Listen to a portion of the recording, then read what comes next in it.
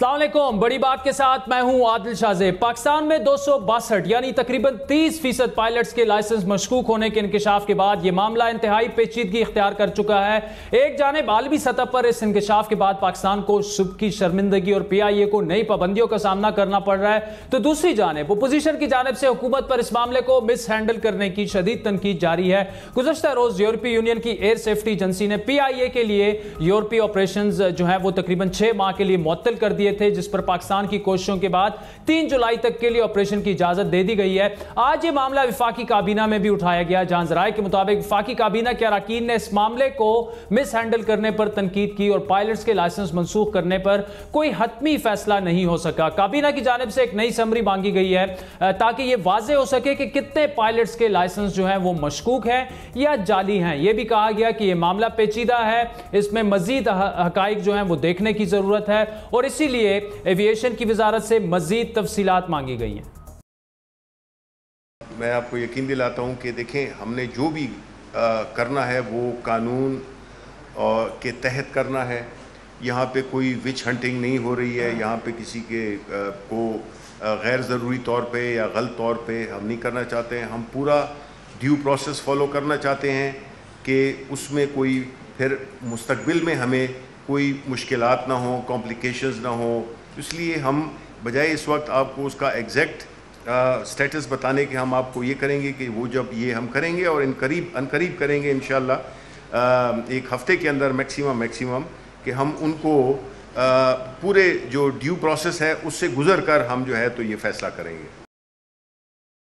आपको याद दिलाते चले कि वफाकी वजीर एविएशन गुलाम सरवर खान के मुताबिक तहकीकात के बाद ही इंकशाफ हुआ था कि एक बड़ी तादाद में पायलट्स ने सिविल एविएशन अथॉरिटी से लाइसेंस के लिए इम्तिहान में हेरा फेरी की और यह इंकशाफ एन उस वक्त किया गया जिस दिन कराची में PIA की परवाज के हादसे की रिपोर्ट जारी की गई। बड़ी बात की मालूमात के मुताबिक 2012 में पायलट्स के लिए एक नए टेस्ट का निज़ाम मुतारिफ करवाया गया, जिसमें 2 की जगह 8 तहरीरी पर्चे देना जरूरी था।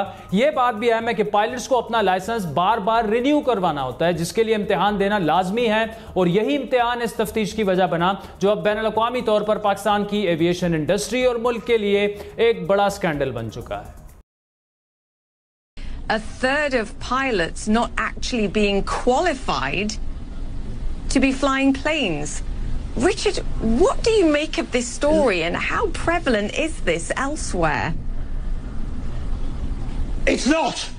It is not. Phew. Let me say that clearly. It is not prevalent elsewhere. This is the most extraordinary story in aviation. Dubious licenses, fake licenses is how the investigators put it in the Pakistan air crash investigation.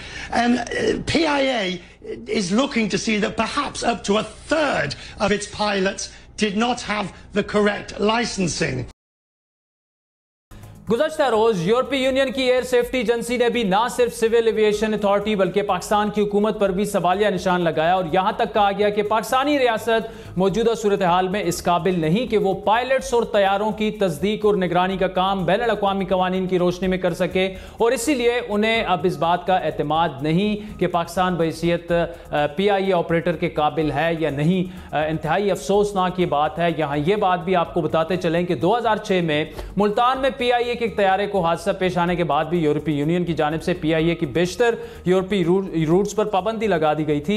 लेकिन अहम बात यह है कि ऐसा ही एक scandal India में भी मंजर आम पर आ चुका है जब 2011 में एक बड़ी तादाद में इंडियन पायलट्स के लाइसेंस मशकूक निकले, लेकिन उसके बावजूद यूरोपीय यूनियन ने ऐसी कोई पाबंदी नहीं लगाई। Take Qantas, for example. They're looking for people that have 1,500 hours. The recommendation is you don't necessarily want to be taking someone into your program that does not already have 1,000 hours of flight time. Now, in the United States, many of these hours, most of the hours actually, are recorded on something called a Hobbs meter. Now, this is a technological device that automatically measures, how long you're in the plane, whether the oil is flowing, and so on, so you can tell. In India, this is all done by hand, and it's known that it has been fudged for years. The government is trying to crack down on this, but in some cases, as you reported, they're getting 35 minutes of training. But they're logging more? They're logging a lot more. They're saying that instead of getting, 100 hours, they really only got maybe 30 hours. ایسے میں یہ سوال اہم ہے کہ کیا وفاقی حکومت اس معاملے کو بہتر طریقے سے ہینڈل کر سکتی تھی؟ اگر مشکوک لائسنس کے معاملے کا کراچی حادثے سے کوئی تعلق نہیں تھا تو اس رپورٹ کو جلدی میں اور اسی دن کیوں جاری کیا گیا، باوجود اس کے کہ اس رپورٹ میں کئی پائلٹس کے ناموں پر اعتراضات اٹھ رہے ہیں؟ Chairman Peoples party Bilawal Bhutto کی جانب سے آج یہ الزام لگایا گیا کہ حکومت اہم قومی اداروں کو بیچنا چاہتی ہے، پرائیویٹائز کرنا چاہتی ہے تاکہ چند لوگوں کو فائدہ پہنچا جا سکے۔ ہمارے جو نیشنل انسٹیٹیوشنز ہے، ہمارے جو پی آئی اے ہے، ہمارا جو اسٹیل ملز ہے، ان کو بیچنے چاہ رہے ہیں تاکہ اپنے فرنٹ مین کو فائدہ پہنچا سکے۔ اور جو وہ وزیر جن کا اپنی ڈگری جعلی ہے، اور مجھے اس لیے پتا ہے کہ اس کو بلیک میل شاید کیا گیا ہوگا کہ پاکستان پیپلز پارٹی سے نہ لڑے، انڈیپینڈنٹ لڑے، وہ 2002 کے الیکشن میں کہ جعلی ڈگری ہے۔ اور اب پی ٹی آئی کی حکومت ہے، تب تک چل رہا ہے، کسی نے ثابت نہیں کیا کہ جعلی ہے یا نہیں، لیکن اس قسم کا الزام ہمارا پائلٹ پہ، ہمارا اپنے پاکستان کے اوپر ایک ثبوت کے بغیر ڈالنا 6 مہینے میں جس طریقے سے وہ اب دنیا میں بین ہو گئے۔ یہ سوال آج اس لیے بھی شدت سے اٹھا کہ آج ہی کابینہ کی اسپیشل کمیٹی میں نیو یارک میں پی آئی اے کے روزویلٹ ہوٹل کی نشکاری پر ایک خصوصی اجلاس ہوا جس میں وزیر ایویشن کو طلب تک نہیں کیا گیا، اور سوال یہ ہو رہا ہے کہ ایک ایسے وقت میں جب دنیا بھر میں ریئل اسٹیٹ کی قیمتیں کم ہو چکی ہیں، کیا ایک اہم قومی اثاثہ جو کہ فائدے میں جا رہا ہے اسے اونے پونے داموں بیچنے کی کوشش کی جا رہی ہے؟ کیوں کی جا رہی ہے؟ کس کے کہنے پہ کی جا رہی ہے؟ بڑی بات کے ذرائع کے مطابق پی آئی اے کی ملکیت میں 7 ہوٹلز ہیں جو دنیا کے مختلف حصوں میں ہیں اور منافع بخش بھی ہیں، جن میں تقریباً $2 ارب مالیت کا نیو یارک میں روزویلٹ ہوٹل، پیرس میں اسکرائب ہوٹل، اسی طرح ہالینڈ میں 3 اور انڈیا میں 2 ہوٹلز بھی اس فہرست میں شامل ہیں، جبکہ اس کے علاوہ کراچی، لاہور، اسلام آباد میں بھی تقریباً 29 پراپرٹیز پی آئی اے کی ملکیت ہیں۔ کیا ان اثاثوں کی نشکاری کے لیے حکومت کے اندر سے کسی قسم کا دباؤ ہے؟ اگر ہے تو وہ کس کا دباؤ ہے؟ یہ سوال جب ہم نے وفاقی وزیر ایویشن غلام سرور خان سے کیا تو ان کا کیا جواب تھا، یہ سن لیجیے۔ آپ کی منسٹری میں 2-3 ایسی چیزیں کروانے کی کوشش کی گئی جو آپ ان کو ریزسٹ کر رہے تھے، جس طرح یو ایس میں جو پی آئی اے کا ہوٹل ہے یا پیرس میں جو ان کا ہے، ان کی لیز وغیرہ کے مسئلے مسائل تھے اور آپ آڑے آ رہے تھے، آپ کو سائیڈ لائن کروانے کے لیے آپ کو نیب کے حوالے کر دیا۔ نہیں، اس کا حقیقت کے ساتھ کوئی تعلق نہیں، ٹھیک بات ہے، اور دوستی اپنی جگہ ہو سکتی ہے، تعلق اپنی جگہ ہو سکتا ہے، لیکن لیڈر میرا عمران خان ہے۔ آپ کی منسٹری میں کوئی آپ سارے فیصلے خود کر رہے ہیں؟ ایک بات عادل بڑی کلیئرٹی کے ساتھ میں بتانا چاہتا ہوں، نہ میں غلط کرتا ہوں، نہ میں غلط ہونے دیتا ہوں، نہ میں کسی سے نیچے کسی کو غلط کو پروٹیکٹ کرتا ہوں، نہ اوپر سے مجھے کوئی غلط کہہ سکتا ہے، اور عمران خان تو کہہ ہی نہیں سکتا، وہ تو ہر چیز کو ٹھیک کرنے کی کوشش کر رہا ہے، وہ مجھے کیوں غلط کہے گا، وہ منسٹری میں کیوں کوئی غلط چاہے گا؟ جہاں کوئی پروسیجرل لیپسز ہوں گے میں پوائنٹ آؤٹ کروں گا، جہاں کوئی غلط ہو رہا ہوگا میں ضرور پوائنٹ آؤٹ کروں گا، میں ریزسٹ کروں گا، میں آڑے آؤں گا، میں سامنے کھڑا ہوں گا۔ بہرحال یہ بحث اپنی جگہ موجود ہے کہ کیا قومی خزانے کو ہر سال اربوں روپے کا نقصان پہنچانے والا ادارہ پی آئی اے کب تک ٹیکس دینے والوں کی جیب پر بھاری پڑتا رہے گا؟ آپ کو یاد دلا دیں کہ پی آئی اے نے آخری بار 2004 میں منافع کمایا تھا اور صرف 2019 میں 56 ارب روپے کے لاسز رپورٹ کیے۔ حکومتی اعداد و شمار کے مطابق اس وقت پی آئی اے کے واجبات 500 ارب روپے سے تجاوز کر چکے ہیں اور اس اداروں کو چلانے کے لیے ہر سال حکومت کو سبسڈی دینے پڑتی ہے جو اربوں روپے میں ہوتی ہے۔ سابق وزیر اعظم خاقان عباسی کے مطابق پی آئی اے کو چلانا کسی حکومت کے بس کی بات نہیں، کیونکہ ہم نے ان سے یہ سوال کیا 2 دن پہلے بڑی بات میں ہی کہ ہر معاملے پہ تو سیاست نہیں ہو سکتی، آپ خود پی آئی اے کو پرائیویٹائز کرنا چاہ رہے تھے، آپ کو مشکلات پیش آئیں، اگر یہ حکومت بھی یہ کرنا چاہتی ہے تو نون لیگ کا کیا رد عمل ہوگا؟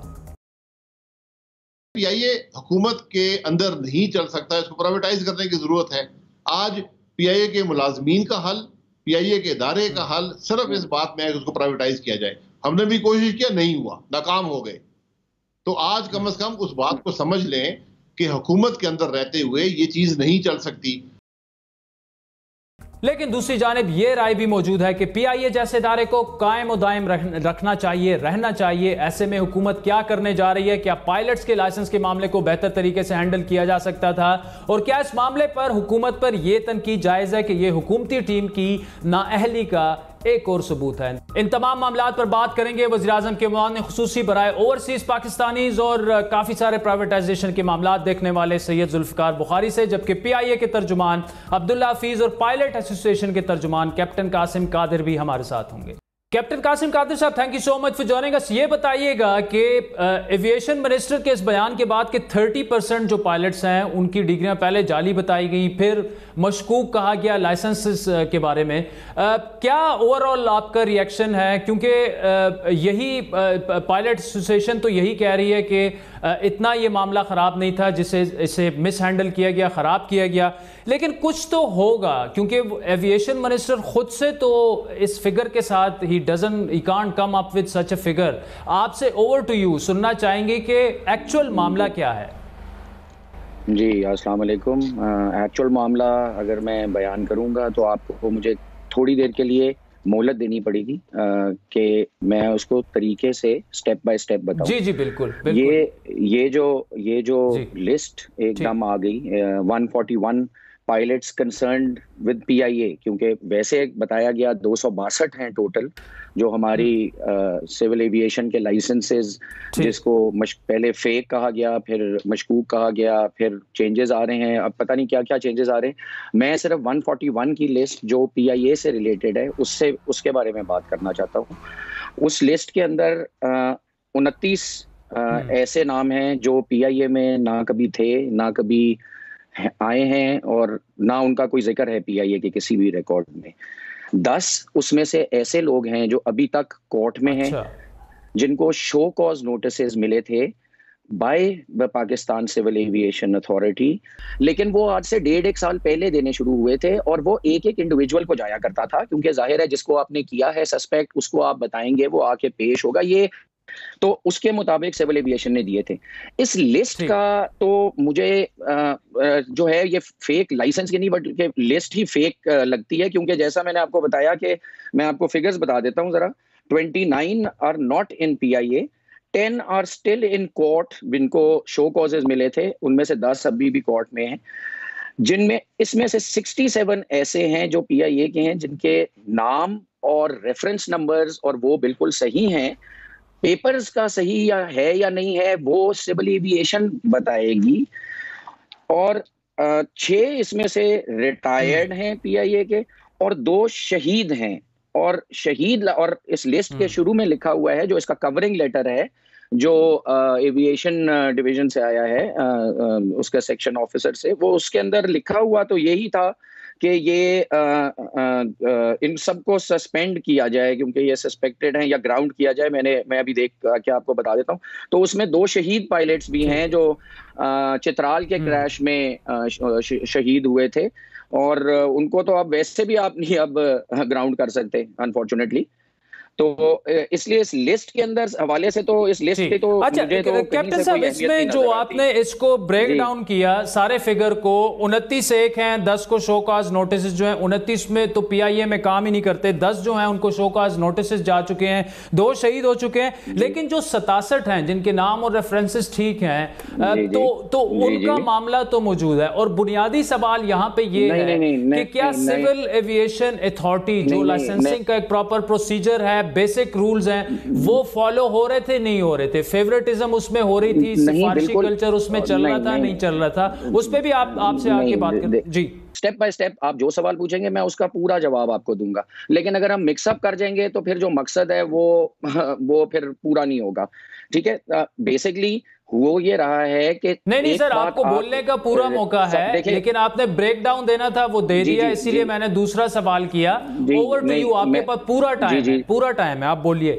اچھا اب جو لائسنس ہوتا ہے نا، جو ہمیں، مجھے بھی اس فیلڈ میں اب کوئی 20-21 سال ہو گئے ہیں اور پی آئی اے میں 19 سال کے قریب ہونے لگے، تو قوانین کچھ حد تک ہمیں بھی پتہ ہیں، ظاہر ہے میں کوئی قانون دان نہیں ہوں، لیکن جو سول ایویشن کا رول ہے وہ جو بظاہر ہے وہ کارز میں لکھا ہوا ہے کہ director general civil aviation authority جو ہوتے ہیں، ہی از دا سول اتھارٹی ٹو سسپینڈ اور ایشو اور کینسل لائسنسز، ٹھیک ہے، اور وہ کرتے ہیں with the approval of the federal government. مطلب اگر انہوں نے ایک چیز ان کو نہیں صحیح لگی یا کچھ، تو وہ اپنا وہ کر بتا کے وہ آگے دیں گے اور پھر وہ کینسل ہوگا لائسنس. اور جب یہ بھی میں آپ کو بتاتا چلوں کہ قانون یہ کہتا ہے کہ جب سول ایویشن کا، کہ جب آپ نے کسی کو آپ کو کسی پہ شک ہو یا آپ کو لگے کہ یہ چیز ٹھیک نہیں ہے، تو آپ اس انڈیویجول کو ایک ڈیٹیلڈ شو کاز دیتے ہیں جس میں آپ اس کو ایگزامز کے بارے میں بتاتے ہیں. یہ اس طرح کی لسٹیں تو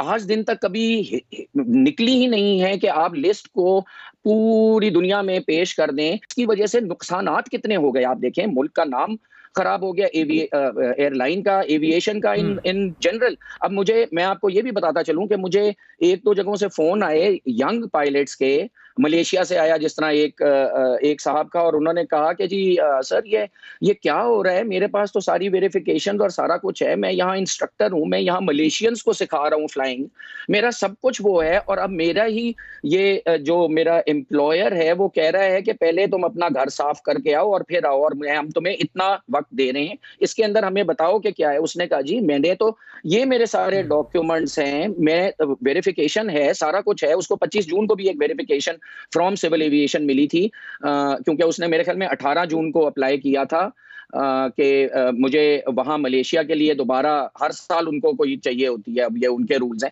تو اس کے اندر اس کو ان صاحب کی 25 جون کو ویریفیکیشن آئی ہے سی اے سے کہ تم سرٹیفائڈ کوالیفائڈ ہو، اور وہ کہتے ہیں جی 26 جون کو میرا ایک نام آ گیا جو آج دن تک نہیں آیا. تو دیکھیے مقصد یہ ہے کہ اگر یہ لسٹ فیک ہے یا نہیں یہ تو سامنے آ ہی جائے گا، ٹھیک ہے، لیکن میرے خیال میں صرف یہ بتانا کہ 29 لوگ اس میں ہیں ہی نہیں، وہ اس لسٹ کی کا فیک ہونے کو تو میرے خیال میں بہت واضح کر دیتا ہے. ناظرین اسی بحث کو آگے بڑھائیں گے. عبداللہ حفیظ صاحب پی آئی اے کے ترجمان ہیں، ہمارے ساتھ اس وقت موجود ہیں. عبداللہ حفیظ صاحب thank you so much for joining اس. اس وقت سچویشن کیا ہے؟ کیونکہ جس طرح سے ایویشن منسٹر صاحب نے بات کی اس سے دیکھ لیا کہ جس طرح دنیا میں سبکی بھی ہوئی، شرمندگی بھی ہوئی، ای او سی بین 6 مہینے کی لگ گئی، یو کے سے لگ گئی ہے. اب اوور آل مورال کیا ہے پی آئی اے کے اندر امپلائیز کا؟ اور دوسرا یہ کہ وہ لسٹوں کا کیا بنا جو ڈوبیس، جسے پہلے کہا گیا کہ فیک لائسنسز ہیں، پھر کہا گیا ڈوبیس لائسنسز ہیں، اب کہہ رہے ہیں کہ ابھی انویسٹیگیشن ہو رہی ہے. یہ چل رہا کیا ہے اس وقت پی آئی اے میں؟ بہت شکریہ. دیکھیں پہلے میں آپ کو سچویشن یہ بتا دوں کہ کل جس طرح ہم نے اناؤنس بھی کیا تھا ایاسا کا لیٹر جو ہمیں ریسیو ہوا تھا یورپین یونین کی طرف سے کہ they have put us under temporary suspension for a period of 6 months. اس کے بعد کچھ ہم لوگ شام میں ٹریگر ہو گئے اور کچھ بیک چینل ڈپلومیسی ہم نے اور منسٹری آف فارن افیئرس کے تمام ٹیم ہمارے ساتھ اس میں شامل ہو گئی، جس میں سیکٹری فارن افیئرس جو تھے وہ خود پرسنلی تمام امبیسڈر کے ساتھ اور یورپین ایجنسیز کے ساتھ وہ رابطے میں تھے. تو ہم نے ٹیمپریری ریلیف ان کا لیا ہے 3 جولائی تک، اور اس کے ساتھ ہمیں ایک اور ریلیف مل گیا کہ انیشیلی اس لیٹر کے مطابق ہمیں نہ اوور فلائنگ کی اجازت تھی، نہ وہاں پہ کسی ایئرپورٹ کے اوپر اترنے کی اجازت تھی، تو اوور فلائنگ کی اجازت ہمارے لیے بحال ہوگی. 3 جولائی تک ہمارے پاس ریلیف ہے، اور یہ ریلیف اس وجہ سے لیا گیا کہ جو آپ کا کرو ان جگہوں کے اوپر ہے یا جو پیسنجرز اگلے 1 یا 2 دن کے اندر ہم نے لے کے آنے تھے یا یہاں سے لے کے جانے تھے، ان کو جو کہ ری اکاموڈیشن یا کسی اور جگہ ان کو نہ موقع ملتا تو ہم نے لے لیا. اس کے بعد ہم امید کرتے ہیں کہ کچھ کانفیڈنس بلڈنگ میجرز ہیں جو کہ پی آئی اے اٹھا رہی ہے، اور اس کے ایویڈنسز اور اس کی کمیونیکیشن ہم بہت زیادہ پرو ایکٹیولی ایاسا کے ساتھ کر رہے ہیں. تو ہم امید یہ کرتے ہیں کہ ایٹ لیسٹ فل نہیں تو شاید ہمیں جزوی طور کے اوپر اجازت مل جائے یا پر فلائٹ بیسس کے اوپر ہمیں وہ اجازت ملتی رہے. جہاں تک آپ نے پائلٹس کی لسٹوں کا ذکر کیا ہے، دیکھیں اس کے اوپر تو شاید relevant channel ministry of aviation یا سول ایویشن اتھارٹی ہوگی جنہوں نے وہ لسٹیں مرتب کی. ہمیں جب آئی تھی تو ہمیں اس لسٹ کے اوپر کچھ خدشات تھے، اور اس کو ہم نے آن ریکارڈ ہم نے سول ایویشن اتھارٹی اور منسٹری آف ایویشن کو لکھا بھی تھا کہ ان 141 کے اندر سے ہمارے پاس جو ایکٹیو پائلٹس ہیں ان کی تعداد بہت کم ہے. اور ابھی تک جو شاید آپ کو یاد ہوگا کہ 17 پائلٹس جن کا بار بار ذکر آ رہا ہے، 17 پائلٹس کو اگر شامل کر لیا جائے تو وہ ان کی ٹوٹل تعداد 101 بنتی ہے جو کہ ہمارے پاس ہے. اس کے علاوہ 15 پائلٹس ایسے ہیں جو ہمارے نہیں ہیں، اور 25 پائلٹس ایسے ہیں جن کی ابھی بھی ہم نے ان کو بولا ہے کہ ہمیں مزید انفارمیشن دیں. ان کے پرٹیکولرز ایک دوسرے کے ساتھ نام یا لائسنس کے ساتھ میچ نہیں کر رہے. ابھی تک کی اس پوری چیز کی پر اپڈیٹ یہی ہے.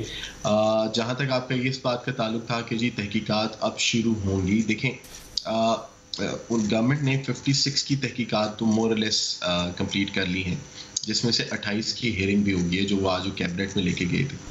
جو باقی 262 کی لسٹ تھی وہ انہوں نے آئیڈینٹیفائی کیے ہیں اور اس کو انہوں نے اناؤنس کیا ہے، جو ان کا بیک اینڈ پہ فورنسک آڈٹ ہوا تھا. اس کے بعد اس کا پورا پروسیس ہے، وہ تحقیقات سے مراد یہ ہے کہ اس کے بعد اس میں فائنل ہیئرنگز ہوں گی. جو اس کے اوپر لوگ ہیں ان کو چانس دیا جائے گا as per the law of the land. عبداللہ حفیظ صاحب، thank you so much for joining اس. ناظرین، آپ نے PIA کے ترجمان کی گفتگو سنی. انہوں نے بھی جو لسٹ شیئر کی گئی تھی پائلٹس کی جن پر ڈوبیس جنہیں کہا گیا تھا ان کے لائسنسز کو مشکوک قرار دیا گیا تھا، اس پر خدشات کا اظہار کر رہے ہیں.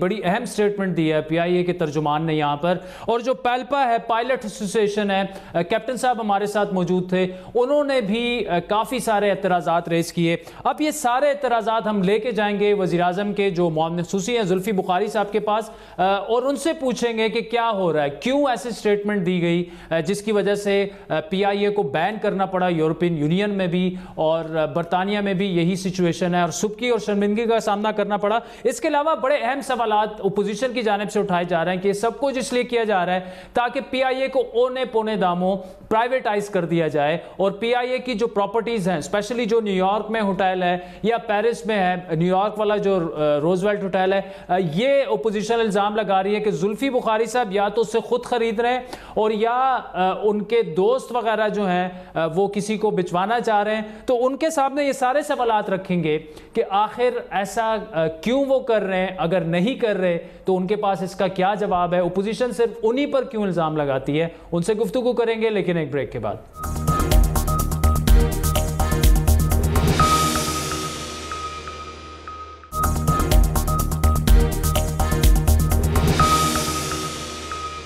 زلفی بخاری صاحب، thank you so much for joining اس. پچھلے تقریباً جب سے غلام سرور خان صاحب نے سٹیٹمنٹ دی ہے، دنیا میں سبکی ہوئی، شرمندگی بھی ہوئی. کیا یہ معاملہ جو تھا پہلے اسے فیک لائسنسز کا کہا گیا، پھر مشکوک لائسنسز کا کہا گیا، تو پارلیمنٹ میں تقریر کرنے کے علاوہ کوئی آپشن نہیں تھا کہ پوری لسٹیں تیار ہو جاتی، جب ساری کارروائی ہو جاتی پھر آپ لوگ اناؤنس کر دیتے؟ مطلب ایسا لگ رہا ہے کہ مس ہینڈل کیا گیا گورنمنٹ کی جانب سے اس معاملے کو. دیکھیں، آئی تھنک اگر کوئی چیز مس ہینڈل کی گئی ہو وہ ہے بیسکلی انٹرنیشنل پریس.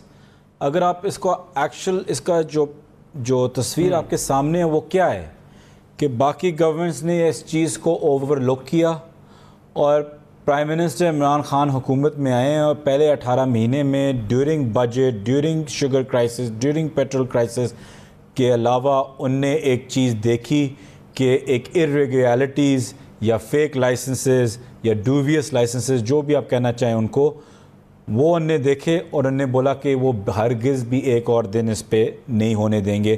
وہ آرام سے وہ فائل لے کے اپنے دراز میں ڈال سکتے تھے، لیکن انہوں نے فوراً اس پہ ایکشن لیا. اب انسٹیڈ کہ دنیا اس کو اپلوڈ کرے اور ریکگنائز کرے کہ ایک پرائم منسٹر آیا ہے جو PIA کو، سول ایویشن کو صاف کرنا چاہ رہا ہے، جو 30-40 سال کا ملبہ جو گند اس کے اندر مچا ہوا ہے وہ صاف کرنا چاہ رہے ہیں، تو اس کو ایک ٹویسٹ دیتے ہوئے کہ او مائی گاڈ یہ کیا ہو گیا. اب 262 پائلٹس ہیں جو سسپیکٹڈ ہیں عادل بھائی، وہ سب کے سب گراؤنڈڈ ہیں، سب کے سب سسپینڈڈ ہیں، کوئی بھی جہاز کے اندر نہیں ہے. اب ان کی ایک فورینزک اسکروٹنی ہو رہی ہے، 1 by 1 ایک کو بلا کے اس کی فورینزک اسکروٹنی ہو رہی ہے، اس کی کوالیفیکیشنز کی، کہ کوئی چیز لیپس نہ ہوئی ہو، کوئی چیز سکپ نہ ہوئی ہو، کوئی چیز خریدی نہ ہوئی ہو. تو یہ پہلے کب ہوا ہے؟ انسٹیڈ کہ اس کو اپلوڈ کرنا، ہم اس چیز کی فکر میں لگ گئے ہیں کہ جی سرور خان صاحب نے ایسا سپیچ دے دیا یا نے یہ کر دیا، ریپرکشنز یہ کیا تھی. اس میں ریپرکشنز ہمیشہ ہونی تھی. جب اس طریقے سے ایک بات نکل گئی تھی، پہلے سسپیشن تھی PIA کا یورپین یونین سے کویشچن ہونا کوئی نئی بات نہیں، ہر سال ہوتا ہے. اب اس پہ ریپرکشنز آنی تھی، لیکن ایک مضبوط، ایک دلیر اور ایک بڑا ایماندار لیڈر ہی ہوگا جو ریپرکشنز کے باوجود بھی کھڑا ہو جائے اس موقف پہ کہ میں اور نہیں یہ ہونے دوں گا. ٹھیک. اچھا زلفی صاحب دیکھیں، ریپرکشنز بالکل آنی تھی، لیکن ریپرکشن کی بھی ایک قیمت ہوتی ہے، اور اگر کیلکولیٹڈ یہ موو لیا جاتا تو شاید اس قسم کی ریپرکشنز نہ آتی. کیونکہ دیکھیں اگر ابھی ہم یہ کہہ رہے ہیں کہ ویریفیکیشن ہو رہی ہے، ایک ایک پائلٹ کو بلایا جا رہا ہے، تو یہ پروسیس پہلے کمپلیٹ کر لیا جاتا. کیونکہ آپ سے پہلے پائلٹ ایسوسیشن کے ترجمان سے بھی ہم نے بات کی، وہ یہ کہہ رہے ہیں کہ 29 پائلٹ جو ہیں ان میں وہ تو پی آئی اے سے ان کا تعلق ہی نہیں ہے. 10 آلریڈی کویسچن ہو چکے ہیں کورٹ کے ذریعے، 2 اس میں شہید ہو چکے ہیں. صرف 67 پائلٹ ایسے ہیں جن پر کویسچن مارک ہے، اور وہ بھی ابھی تک کمپلیٹ نہیں ہے. تو the question is کہ کیا بہتر یہ نہ ہوتا کہ گورنمنٹ پہلے یہ پورا گراؤنڈ ورک کر لیتی، اس کے بعد اناؤنس کر دیتی کہ جناب یہ تھے سسپیکٹڈ تھے، یہ کلیئر ہو گئے ہیں، یہ گراؤنڈ ہو گئے ہیں، اور ہم نے اپنی پوری انویسٹیگیشن کر لی ہے. انویسٹیگیشن ابھی تک ہوئی نہیں ہے جو تنقید آپ پہ ہو رہی ہے، اور اناؤنس کر دیا گیا ہے قومی اسمبلی میں اسپیچ میں. نہیں، میں اس ڈیٹا سے اگری نہیں کرتا جو آپ نے کوٹ کیا عادل بھائی. آئی ڈونٹ تھنک یہ اتھینٹک ڈیٹا ہے، اور یہ آنے والے وقت میں شاید واضح ہو جائے. شاید اس میں کوئی چیزیں ہوں جو صحیح ہوں، میں اس انفارمیشن کا پریوی نہیں ہوں، کوئی نہیں ہے. دیکھیں عادل بھائی، حقیقت کو چاہیے. بات یہ ہے کہ اگر آپ کہہ رہے ہیں کہ یہ پہلے خاموشی سے ہم یہ انکوائری کرتے، دیکھیں پاکستان جیسے ملکوں میں، سب کانٹیننٹ میں بھی، انڈیا میں 2011 میں کچھ 4000 پائلٹس کے اوپر ایک انکوائری تھی. ہوتا یہ کہ جب ایک یہ انیشل جو رپورٹنگ پرائم منسٹر کے پاس جاتی ہے، تو ان کے پاس ایک یہ بھی آپشن ہوتا ہے کہ یہ خاموشی سے اس پہ انویسٹیگیشن کریں جیسے آپ فرما رہے ہیں. لیکن آپ کو بھی سر، آپ بھی اگر اپنے آپ سے سچ پوچھیں، آپ کو بھی پتہ ہے کہ جب بھی کوئی انکوائری خاموشی سے آپ کرنے کی کوشش کرتے ہیں، اس کے اندر اتنی زیادہ لابیز پلے کر دیتی ہیں کہ یہی ہو جاتا ہے کہ ایک نام کے ساتھ اس کا ڈیتھ سرٹیفکیٹ بنا کے کہ یہ فوت ہوا ہے، یا یہ پہلے سے پاس ہوا ہے، یہاں سے سفارش آتی ہے، وہاں سے پریشر آتا ہے، یہاں سے لابیز کام کرتی ہیں. جب آپ سامنے رکھ دیتے ہیں کہ میں یہ 270 تقریباً جو پائلٹس ہیں ان پہ یہ سسپینڈ کر دیے گئے ہیں، گراؤنڈڈ ہیں، اب میں ان کا یہ کیبنٹ بھی اور پی ایم بھی، ایوییشن منسٹر صاحب بھی، سب اس کو ایک فورینزکلی ایک دیکھیں گے. اور جو ہمیں ابھی تک پتہ ہے کہ سارے زندہ ہیں، ہمیں ابھی تک کسی کا نہیں پتہ کہ کوئی فوت ہوا میں سے، تو ان کو ہم چیک کریں. اس میں یہ اچھا زلفی صاحب یہ بتائیے گا کہ ہمیں آؤٹ کم پتہ ہے. ٹھیک ہے، اچھا ٹھیک ہے. اچھا یہ جو ای یو کی جانب سے بین آئی، پھر اس کے بعد یو کے کی جانب سے آئی، ہونا تو یہ چاہیے تھا، کیونکہ 2011-12 جس طرح آپ نے خود کہا کہ انڈیا میں بھی اس طرح کا سامنے آیا تھا کہ فیک پائلٹس، کچھ ان کے پائلٹس پکڑے بھی گئے تھے فیک ڈاکومنٹس اور اس کے ساتھ، لیکن کچھ بین نہیں ہوا، کچھ اس طرح کا نہیں ہوا، کیونکہ ان کے ایوییشن منسٹر نے اس طرح شاید نیشنل اسمبلی میں سپیچ نہیں کی تھی. لیکن ہم نے کیا کیا؟ بحیثیت حکومت پاکستان فارن منسٹر صاحب کو اس کو اٹھانا چاہیے تھا. یہ معاملہ قطر کے ساتھ ڈسکس کرتے، یو اے ای کے ساتھ کرتے، یورپین یونین میں جتنی بھی ایئر لائنز ہیں ان کے ساتھ کرتے، اس ایجنسی کے ساتھ کرتے. مطلب ہمیں تو یہ لگ رہا ہے کہ گورنمنٹ بالکل خاموش بیٹھی ہوئی ہے. کیا ایکشن لیا جا رہا ہے؟ کیا باتیں کی جا رہی ہیں باقی ممالک سے اس بارے میں؟ میں ذرا ریالٹی چیک اس پہ دیتا ہوں. شاہ محمود قریشی صاحب کی ابھی آج ہی بات ہو رہی ہے یورپین یونین کے ساتھ. بات یہ ہے کہ یورپین یونین نے، میں سمجھتا ہوں کہ ان نے بالکل اوور ری ایکٹ کیا ہے، اس میں کوئی شک نہیں ہے. لیکن آپ بیک ڈراپ دیکھیں، ایک پلین کریش ہوا ہے، اس کے فوراً بعد یہ ہوا ہے، تو ظاہری بات ہے ان پہ ایک اسپیکولیشن آ گئی ہے کہ یہ جو 207 جو پائلٹس ہیں ان کے ساتھ کیا کیا جا رہا ہے. 6 مہینے کی ایک پرنسپل بین ہے، یہ شاید 2 مہینے بھی ختم ہو سکتی ہے، 1 مہینے میں بھی، 3 مہینوں میں بھی.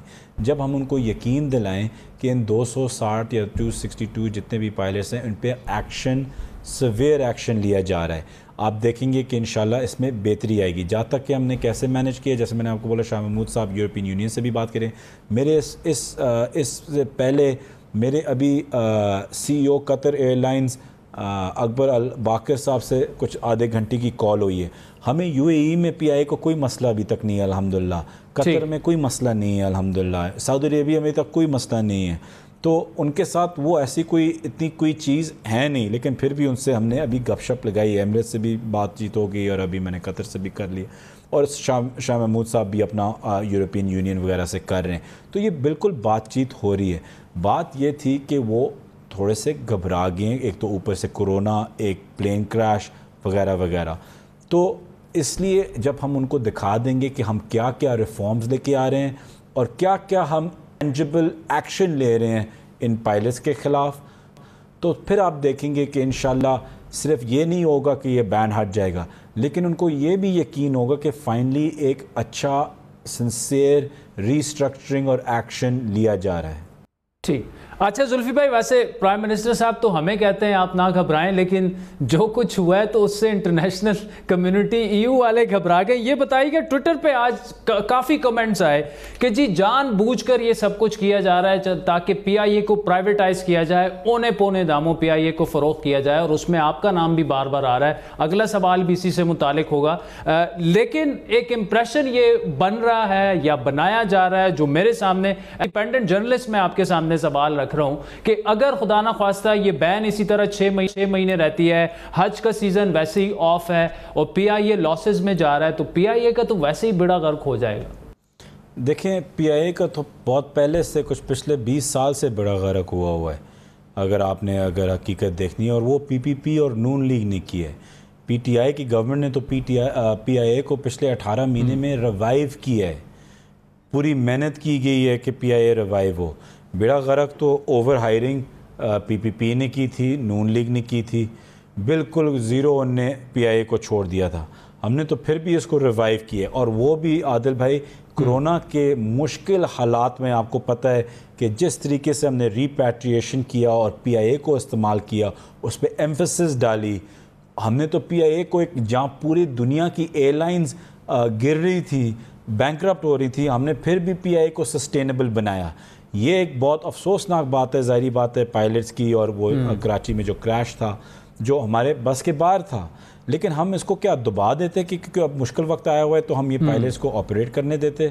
تو یہ چیزیں ہیں آپ بات کر رہے ہیں. عادل بھائی آپ نے مینشن کیا تھا وہ کوئی ٹویٹس, یہ وہ دیکھیں جو سو کالڈ اینکرز یہ ٹویٹس کرنا چاہ رہے ہیں کہ پرائیویٹائزیشن یا پتہ نہیں PIA کو زلفی بخاری کا یہ وہ, دیکھیں ان اینکرز کو تو پرائیویٹائزیشن تو سپیل ہی نہیں کرنا آتا. ان بیچاروں کو تو یہ بتائیں کہ ایئر انڈیا مارکیٹ پہ کچھ 8 سال سے مارکیٹ میں ہے. انڈیا میں ہمارے ساتھ کچھ آئی تھنک 100 ٹائمز 100% زیادہ بلینئرز ہیں, کھرب پتی ہیں جو خرید سکتے ہیں ایئر لائنز. انڈیا پھر بھی نہیں بکا. ان کو پلیز کوئی آپ تو سمجھا دیں کہ پرائیویٹائز چیز تب ہوتی ہے جب وہ کسی کو اپیل کرے. جب ایک ڈوبا ہوا ادارہ وہ کسی کو اپیل نہیں کرتا. آپ ایسے اگر یہ سمجھتے ہیں کہ یہ کوئی گورنمنٹ کی ٹیکٹک ہے کچھ PIA کے ساتھ کرنے کے لیے, PIA کو میں آپ کو وعدہ کرتا ہوں کوئی ہاتھ نہیں لگانے والا اس حالات میں. آپ جس دام پہ بھی بیچنا چاہے کوئی نہیں خریدنے والا. تو یہ تو ایک بہت بڑی بے وقوفی ہے جن کو ان بیچاروں کو ایکچولی کچھ سمجھ ہے نہیں, لیکن کچھ لکھنا تو ہوتا ہے, ریلیونٹ تو ہونے کی کوشش کرتے ہیں. تو اس میں مطلب آپ اگر چلیں اچھا یہ ادھر مجھے بتائیں زلفی صاحب کہ جو PIA کا روزویلٹ ہوٹل ہے اس کی پرائیویٹائزیشن کی بات ہو رہی ہے. اب چلیں PIA کو تو کوئی پونے داموں بھی خریدنے کے لیے آپ کے بقول اسے ہاتھ نہیں لگائے گا کیونکہ ادارہ ایسا ہے, ایسی حالت میں وہ پہنچ چکا ہے. لیکن PIA کی جو پراپرٹی ہے, اب تو ایسے ہوٹلز جو ہیں, ایک پیرس والا جو ہے, نیو یارک والا جو ہے, یہ تو پروفیٹیبل ہیں, مطلب ملینز بلینز میں ان کی قیمتیں ہیں.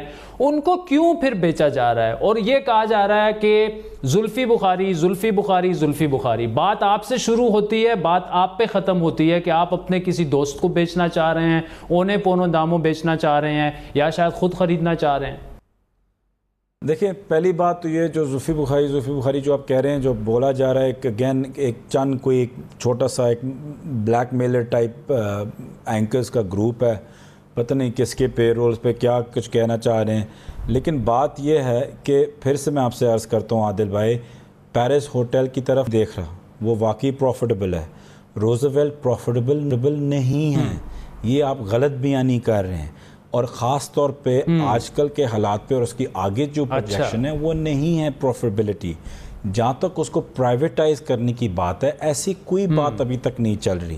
کوئی نہیں خرید رہا, کوئی نہیں بیچ رہا, لیکن اس پہ ضرور بات چل رہی ہے کہ آپشنز کوئی صحیح انڈیویجول, نہ زلفی بخاری, نہ aviation minister, B O I chairman بھی انوالوڈ ہے, پرائیویٹائزیشن بھی انوالوڈ ہے, سی سی او پی بھی انوالوڈ ہے, کہ وہاں کے جو ٹاپ فرمز اور کنسلٹنسی ہے کہ پی آئی اے کو روزویل کو پروفیٹیبل بنانا, کہ وہ پی آئی اے کی مدد ہے, اس کے کیا کیا آپشنز آ سکتے ہیں آگے فیوچر میں, تو وہ آپشنز نہ میں بنا سکتا ہوں. تو زلفی صاحب یہاں پہ قطع کلامی کی معافی, مطلب اس کا یہ ہے کہ اس ہوٹل کو بیچا نہیں جا رہا, شاید اس کو آؤٹ سورس کیا جا رہا ہے, اس کے جو آپریشنز ہے پروفیٹیبل بنانے کے لیے آؤٹ سورس کیا جا رہا ہے, اسی لیے یہ کمیٹی بنی. آج بھی کچھ اہم میٹنگ ہونی تھی, اس کی حفیظ شیخ صاحب نے چیئر کرنا تھا. تو پرائیویٹائز نہیں کیا جا رہا, آپریشنز آؤٹ سورس کیے جا رہے ہیں. ایم آئی رائٹ؟ نہیں, دیز آر آپشنز. آپریشنز تو ویسے ہی آؤٹ سورس کیے جاتے ہیں اور ہی ایک ریٹیلر ہوتا ہے, لیکن اس کی آپ ہائٹ ریسٹرکشنز دیکھ لیں, اس کی ایئر رائٹس دیکھ لیں. کیا روزویل کو کیا آپ ایک آفس بلڈنگ بنانا چاہتے ہیں, اس سے کیا بہتر آپ کو رینٹ ملے گا, آفس کمبینیشن مکسڈ یوز ہو ہوٹل کے ساتھ یا ریزیڈینشل کے ساتھ, یہ ساری 5-6 آپشنز بنیں گی عادل بھائی, ایک آپشن نہیں بنے گی, 5-6 بنے گی. اب جو اس کی ہائٹ ہے, اس کو کیا 80 فلورز یا 100 سٹوری پہ لے کے جانا ہے, 100 سٹوری پہ لے کے جاتے ہیں, اس کی ڈیولپمنٹ فنڈنگ کون کرے گا, اس میں کیا آپ پارٹنر لے کے آئیں گے وہاں سے کہ وہ کوئی جے وی کرے آپ کے ساتھ, یہ تو ابھی آپشنز ہیں. شاید آپ دیکھیں کہ یہ سارے آپشنز فیزیبل نہ ہو اور جیسے ہے ویسے ہی نقصان میں چلتا رہے, شاید یہ بھی ایک آپشن ہو آپ, لیکن آپ کو پتہ نہیں ہوتا جب تک آپ اس پہ پوری اسٹڈی کریں. آپ کو سوال یہ پوچھنا چاہیے کہ باقی حکومتوں نے کتنی اسٹڈی کی ہوئی ہے اس پہ. پلیز ہمارے آگے اگر فائل رکھ دیتے کہ انہوں نے اتنے کنسلٹنٹس ہائر کر کے اسٹڈی کی ہوئی ہو, تو آج ہمیں یہ تکلیف نہ کرنی پڑتی, ہم ان کی اسٹڈیز استعمال کر لیتے.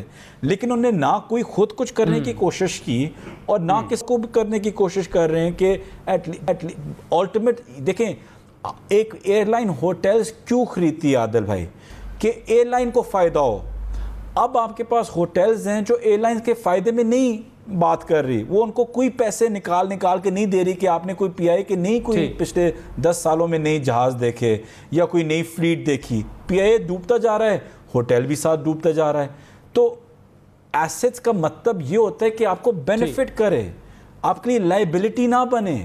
لیکن انفارچونیٹلی جس طریقے سے پورا پی آئی ہے, چلے لائبلٹی نہیں بن رہا. زلفی صاحب, آخری سوال آپ سے کہ اگر میں آپ سے یہ سوال کروں بڑا سمپل سا, کہ یہ ہوٹل نہ آپ خود خرید رہے ہیں نہ آپ اپنے کسی دوست کو خرید رہے ہیں, اور یہ سارا سب کچھ اسی لیے ہو رہا ہے. میں نے آپ کو بولا ہے کہ میں اس میں ہوئی نہیں, بی او آئی چیئرمین صاحب ہیڈ کر رہے ہیں, پرائیویٹائزیشن ہے اس کے اندر, نہ میرا کوئی دوست نہ میں نہ کچھ. مطلب یہ اتنی فضول باتیں کہ اس کو بندہ آنسر بھی کیسے کرے, میں ہنستا ہوں اس پہ. زلفی بخاری صاحب, thank you so much for joining اس. ناظرین, جس طرح ہم نے جو سوالات اپوزیشن نے اٹھائے یا ٹویٹر پہ اٹھائے جا رہے ہیں وہ ہم نے ان کے سامنے رکھے, انہوں نے اپنے جوابات دیے. اب آپ اس سے مطمئن ہیں نہیں مطمئن ہیں, یہ فیصلہ آپ کا ہے. ہمیں فیڈ بیک ضرور دیجیے گا. وقت ہوئے چاہتا ہے ایک بریک کا, پھر اس کے بعد بات کریں گے مقبوضہ کشمیر کی. مقبوضہ کشمیر میں آج بڑا ایک افسوسناک واقعہ ہوا کہ 60 سالہ بزرگ کو اس کے نواسے 3 سالہ نواسے کے سامنے جس طرح بے دردی سے شہید کیا گیا, اور دنیا بھر میں اس پر بڑے افسوس کا اظہار کیا جا رہا ہے. لیکن پاکستان اس وقت کیا کر رہا ہے کشمیریوں کے لیے, اس پر تفصیلی بات کریں گے. شاہ محمود قریشی صاحب وزیر خارجہ ہیں, ان سے تفصیلی گفتگو کریں گے, اور ان سے جس طرح زلفی بخاری صاحب نے سوال اٹھائے کہ شاہ محمود قریشی صاحب بھی یورپین یونین سے رابطے میں ہیں, آج ان کی بڑی تفصیلی بات چیت ہوئی ہے پی آئی اے کے معاملے میں بھی. شاہ محمود قریشی صاحب سے اس پر بھی گفتگو کریں گے, لیکن ایک بریک کے بعد.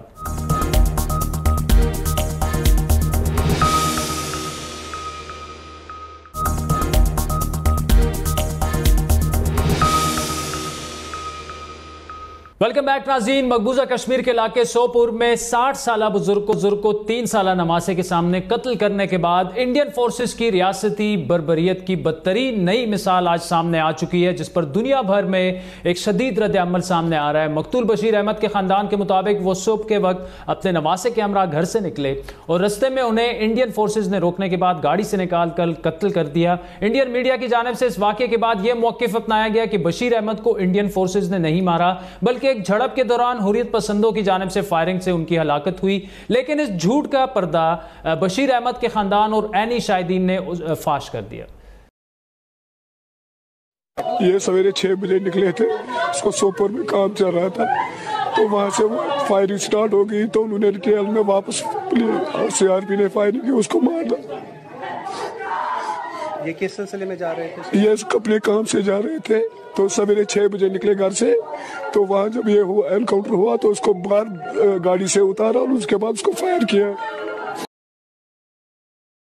इस तमाम कार्रवाई बशीर अहमद के 3 साल नवासे इसी मौके पर मौजूद थे और यह सारा वाकया इस बच्चे के सामने हुआ, जिसका असर इस फुटेज में इस बच्चे के चेहरे पर साफ नुमायां है। जबकि लाश पर बैठे हुए इस बच्चे की दिल दहलाने वाली तस्वीर पर दुनिया भर से शदीद रद्द अमल सामने आ रहा है। यह सवाल भी हो रहा है कि अगर इंडियन मीडिया का मौक़िफ़ दुरुस्त है तो बशीर अहमद को हस्पताल ले जाने की कोशिश क्यों नहीं की गई। वाज़ेह है कि मकबूजा कश्मीर में भारतीय फौज की रियासती दहशतगर्दी में हर गुजरते दिन के साथ इजाफा हो रहा है और कश्मीर मीडिया सर्विस के मुताबिक भारतीय फौज ने सिर्फ गुज़श्ता माह जून में जाली मुकाबलों में तकरीबन 54 कश्मीरियों को शहीद किया, जिसका आगाज 5 अगस्त को इंडिया की जानिब से गैर कानूनी तौर पर कश्मीर की हैसियत तब्दील करने के बाद हो चुका था।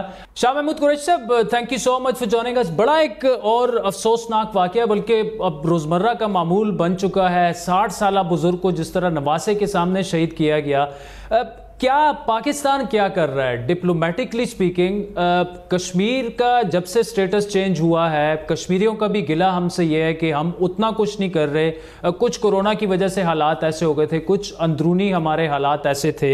Are we doing enough? Is the government of Pakistan doing enough for the people of Kashmir right now diplomatically? कश्मीरियों को पूरा एहसास है और पूरी तरह बाखबर है कि पाकिस्तान क्या कुछ नहीं कर रहा। वो सब जानते हैं कि किस किस फोरम पर हमने उनकी आवाज उठाई है और कितनी शदोमत से उठाई है। देखिए, मुल्की हालात भी आपसे पोशीदा नहीं है और बैन अवी हालात भी आपसे पोशीदा नहीं है, लेकिन कश्मीर के मसले पर पूरी कौम कल भी मुत्तफिक थी, आज भी मुत्तफिक है।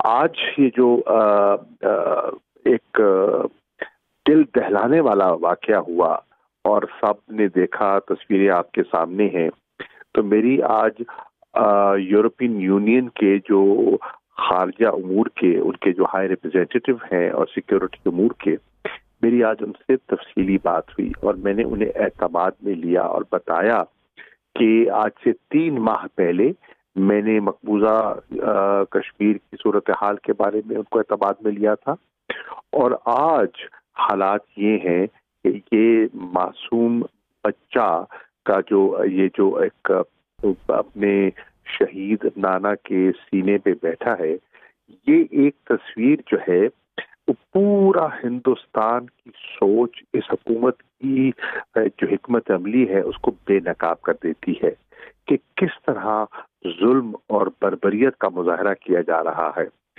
मैंने उनसे ये गुजारिश की कि उन्हें इस इशू को उठाना चाहिए। उनकी जो यूरोपियन पार्लियामेंट के बहुत से मेंबरान ने इस पर तज़किरा किया है, लिखा है, उनको खत लिखा है। कम से कम 14 ऐसे मेंबरान पार्लियामेंट हैं जिन्होंने खत लिखा है। मैंने उनसे कहा कि बैन अक़वामी जो इदारा है अक़वाम मुत्तहिदा, उनकी जो ह्यूमन राइट्स की हाई कमिश्नर है, उनकी 2 रिपोर्ट्स आपके सामने हैं। मैं तवक्को करता हूँ इस वक्त जो इंसानी हकूक की तंजीमें हैं दुनिया की, वो खामोश नहीं रहेंगी और पाकिस्तान की भी इस पर आवाज उठाएंगी। ٹھیک. اچھا شاہ صاحب، اس میں اس وقت جو خطے کی صورتحال ہے، جو انڈیا اور چائنا کے درمیان معاملات ہیں، پھر کراچی میں جس طرح کا اٹیک ہوا، اور پاکستان میں شروع سے ہمیں یہ بتایا جا رہا تھا کہ فالس فلیگ آپریشن یہ ہو سکتا ہے وہاں سے توجہ ہٹانے کے لیے، یہ جو دہشت گردی کراچی میں پاکستان اسٹاک ایکسچینج پر کی گئی، کتنی کنسرننگ ہے یہ، اور کتنا کیا خدا نخواستہ ہم یہ ایکسپیکٹ کر سکتے ہیں آنے والے دنوں میں بھی کہ وہاں سے توجہ ہٹانے کے لیے، انڈیا کی جو انٹرنل جو سچویشن ہے وہاں سے توجہ ہٹانے کے لیے، انڈیا چائنا بارڈر سے توجہ ہٹانے کے لیے جو شرمندگی مودی سرکار کو ہو رہی ہے، پاکستان میں اس طرح کی کارروائیاں کی جا سکتی ہیں؟ یقیناً ایسا توقع کی جا سکتی ہے، اور اس سے کوئی بعید نہیں ہے. یہ ہر حربہ استعمال کریں گے اپنی خفت مٹھانے کے لیے، اپنی ناکامیوں پہ پردہ ڈالنے کے لیے، یہ ہر حربہ استعمال کریں گے.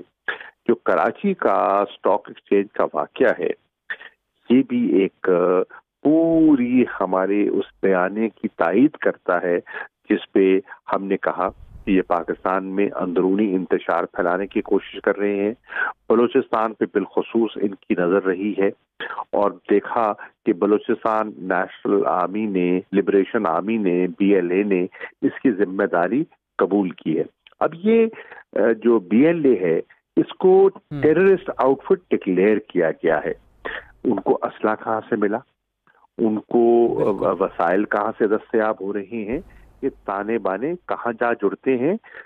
میں نے واضح طور پر یہ کہہ رہا ہوں، انہیں کسی اسٹیٹ کی جو ہمارے پڑوس کی ہے، مشرق کی طرف، اس کی مجھے لگتا ہے کہ تائید حاصل ہے، اور ان کی پشت پناہی ہے، اور ان کی ایما پر یہ پاکستان کے اندر عدم استحکام پیدا کرنے کی کوشش کر رہے ہیں. ٹھیک. آخری سوال آپ سے، چونکہ EU کے بڑے ہائی آفیشل سے آپ کی ڈسکشن آج ہوئی، تو جو یہ PIA کی بین والا معاملہ ہے یہ انڈر دا ڈسکشن آیا، کیونکہ دیکھیں 2011-12 میں انڈیا میں بھی اسی قسم کا معاملہ ہوا تھا، لیکن وہاں پہ تو کسی نے بین نہیں لگائی تھی. البتہ فرق یہ تھا کہ ایویشن ہمارے منسٹر صاحب نے اسمبلی میں سپیچ کر دی، جس سے اپوزیشن کا بھی یہ اعتراض بڑا یہ ہے کہ اس سے سبکی ہوئی، شرمندگی ہوئی. تو ڈپلومیٹکلی کیا اس کو ٹیک اپ کیا جا رہا ہے مختلف کنٹریز سے؟ UK نے بھی بین ایکسٹینڈ کر دی ہے، اب لگا دی ہے، اور یورپی یونین نے بھی لگا دی ہے. تو اس بارے میں ذرا بتائیے گا کہ کیا آج آپ کی اس بارے میں بھی کوئی ڈسکشنز ہوئی EU سے یا ڈیفرنٹ سفارتکاروں سے؟ یہ میری EU سے بات ہوئی، کیونکہ یہ 6 ماہ کا بین EU نے لگایا ہے، اور ہمیں اپیل کا حق ہے، ہم اپیل بھی کریں گے، ہمارا وہ استحقاق ہے، آپ ضرور اس کو استعمال کریں گے. میں نے ان کو ساری صورتحال سے آگاہ کیا، میں نے ان کو بتایا کہ کس طرح پاکستان کی حکومت PIA کے اندر اصلاحات کر رہی ہے، اور ان کا بنیادی مقصد کیا ہے. ان کا بنیادی مقصد ہے جو ایویشن سیفٹی اور سیکیورٹی کے معاملات پر زیادہ بہتری لانا. پیسنجرز کی سیفٹی ہماری اولین ترجیح ہے. اب ایک رپورٹ سامنے آئی ہے، اس کو ہم دبا بھی سکتے تھے، لیکن ہم نے ایسا نہیں کیا، کیونکہ انسانی جانوں کا تقاضا ہے. ہم نے ان سے شیئر کیا، اور ہم نے ان کو جو اقدامات لیے ہیں اس کے بارے میں بتایا، اور جو ہم لینے آپ چاہتے ہیں. ہمیں پوری اپنی ذمہ داری کا احساس ہے، ہم انشاءاللہ اپنی ذمہ داریاں پوری کریں گے، اور ان کو اشور کرتے ہیں کہ انشاءاللہ جو ان کے سٹینڈرڈز ہیں اور ریگولیشنز ہیں اس پر ہم PIA کو لے کر آئیں گے. اور یہ PIA کا تو ہمیں فکر رہی ہے کہ پچھلی ایک دہائی میں بالخصوص PIA کو جس طریقے سے برباد کیا گیا، جس طریقے سے سیاسی مداخلتوں سے، بھرتیوں سے، اور اس کے سٹینڈرڈ کو گرایا گیا، اس کی ہم اصلاح چاہتے ہیں.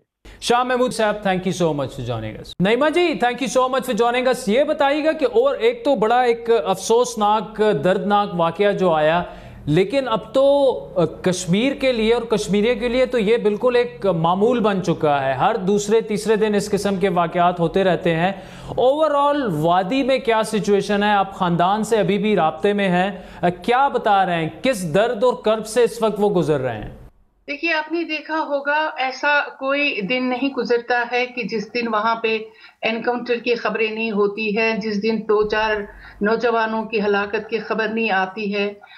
बल्कि आपने आज भी देखा कि वहां पे जो सोपोर में मॉडल टाउन में आज एक एनकाउंटर की बात आई और पुलिस का जो वर्जन है वो एक है, जो सिविलियन पॉपुलेशन है वो दूसरा वर्जन दे रहे हैं।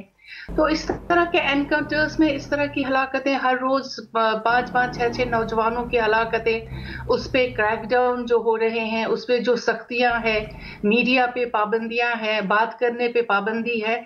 तो आप सोच समझ सकते हैं, आप अंदाजा कर सकते हैं कि वहां पे जो आम कश्मीरी हैं, जो एक पॉपुलेशन है पिछले 5 अगस्त 2019 से जिस तरह से वो रह रहे हैं, तो उस सूरत हाल का अंदाजा लगाना मुश्किल है, क्योंकि अब इतनी सफोकेशन है, इतनी सब्जुगेशन है और इतना कर्ब है कि उसको अब बयान भी नहीं कर सकते लोग। बस आप सिर्फ महसूस कर सकते हैं, क्योंकि अब जबान पे कितना आप कहेंगे, कितनी हलाकतों के आप नाम लेंगे, कितने बच्चों के, जो आज भी आपने एक बच्चे की तस्वीर देखी जो अपने नाना के जो लाश पे वो बैठा हुआ है बच्चा, और पहले उसको मार दिया गया उसके नाना को, उसके बाद फिर आप एक पिक्चर बनाते हैं कि बच्चे को उस लाश पे बिठाते हैं। अब आप बताइए कि इससे कर्बनाक और क्या हो सकता है? ये तो इंतहा है अब। नईमा अहमद महजूर साहिबा, thank you so much for joining us. नाज़रीन, आपने सुनी मकबूजा कश्मीर की बड़ी दर्दनाक सूरत हाल जो कि नईमा साहिबा बयान कर रही थी। आज के प्रोग्राम पर आपके फीडबैक के मुंतज़र रहेंगे। हमारा ट्विटर हैंडल है @बड़ी बात। मुझे मेरी टीम समेत इजाज़त दीजिए। खुदा हाफ़िज़।